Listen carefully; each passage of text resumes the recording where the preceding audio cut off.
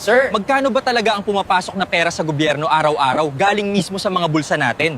Paano nila nakukolekta yan ng ganong kabilis? Tol, ang gobyerno natin ay parang isang dambuhalang vacuum cleaner. Naka-on yan 24/7. Humihigop ng pera mula sa bulsa ni Juan de la Cruz, mula Batanes hanggang Hulo, at mula Pilipinas hanggang sa abroad. Walang lusot, walang kawala. Simulan natin sa tanong mo, magkano ang pumapasok? Sa national budget natin na umaabot ng halos 5 hanggang 6 na trilyon kada taon, kung i-divide mo yan sa 365 days, lumalabas na humigit kumulang 10 hanggang 15 bilyong piso araw-araw ang kailangang kolektahin ng gobyerno para tumakbo ang makinarya nila. 15 billion pesos per day. Ganyang karaming pera ang rumaragasa papasok sa kaban ng bayan. Saan galing yan? Himayin natin ang menu ng hututan.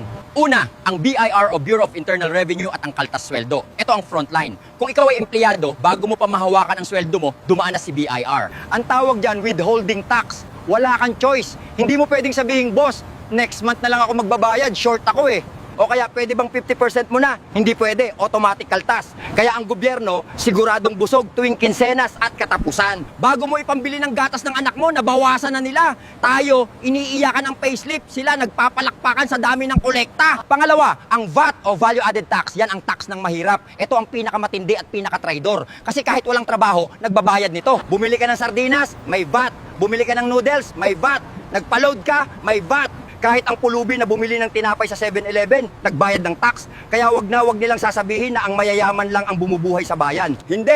Ang masang Pilipino, bawat kagat ng pagkain, bawat higop ng kape, may porsyento ang gobyerno. Ang tawag yan, indirect tax. Hindi mo ramdam na binubunutan ka ng dugo, pero unti-unting nauubos ang lakas mo. Pangatlo, ang train law at excise tax sa langis. Bakit mahal ang gasolina? Bakit mahal ang pamasahe? Dahil sa excise tax. Bawat litro ng diesel at gasolina may patong na buwis na napakataas. At dahil lahat ng produkto ay binibiyahe gamit ang gasolina, kapag tumaas ang tax sa langis, tataas ang presyo ng gulay, bigas at karne. Kaya ang gobyerno, habang tumataas ang presyo ng langis sa mundo, lalo silang kumikita. Parang may metro ng taxi ang presyo ng bilihin habang tumatakbo. Lalong lumalaki ang kita ng gobyerno habang tayo umiiyak sa gasolinahan.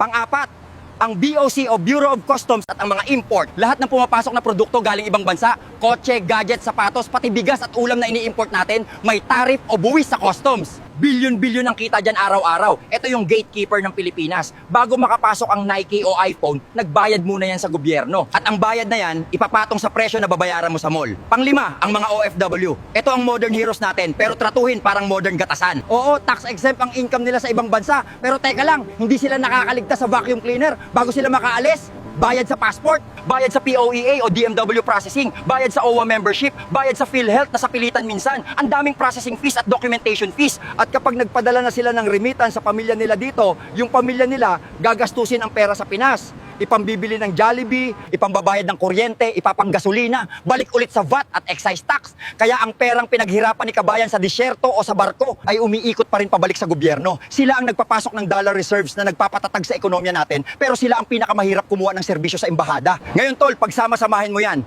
15 billion pesos araw-araw.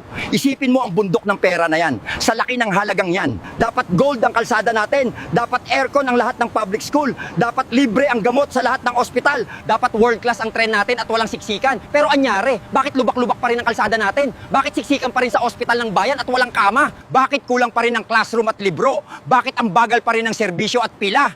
Dito na papasok ang malungkot na realidad. Ang gobyerno natin ay magaling maningil, pero magaling din mag-magic.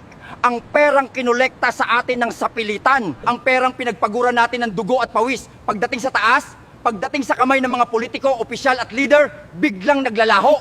Ang pera ng bayan, ginagawa nilang personal wallet. Yung pondo na dapat para sa infrastruktura, nagiging mansion ni Mayor. Yung pondo na dapat para sa gamot, nagiging sports car ni Congressman. Yung pondo na dapat para sa edukasyon, ay nagiging shopping money ni Senator sa Europe para tayong nag-iigib ng tubig sa timba na butas. Kahit gaano karami ang ibayad nating tax, hindi napupuno ang kaban ng bayan kasi binubulsa nila agad. Sila ang first priority, tayo ang last option.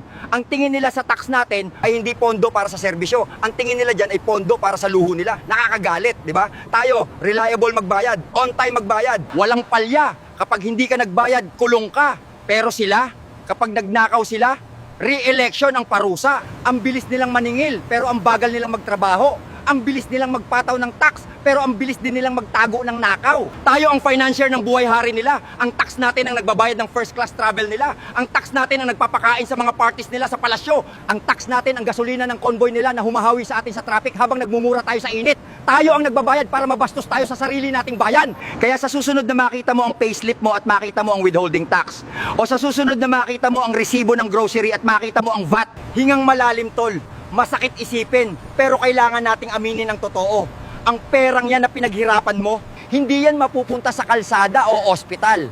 Posibleng ipapang-shopping lang yan ng asawa ng politiko bukas. Kaya kung tatanungin mo ako kung ano ang tamang label ng relasyon natin sa gobyerno, kung saan tayo ang nagpapakahirap magpondo, pero sila ang nagpapakasasa, kung saan ang pera ng bayan ay naglalaho papunta sa bulsa ng iilan, simple lang tol, ang tawag dyan, kaltas, sayo, bulsa nila. Yan ang masterpiece ng mga politikong pinaglihi sa semento. Bukod sa wala ng hiya sa katawan, mas matigas pa sa asfalto ng EDSA ang pagmumuka.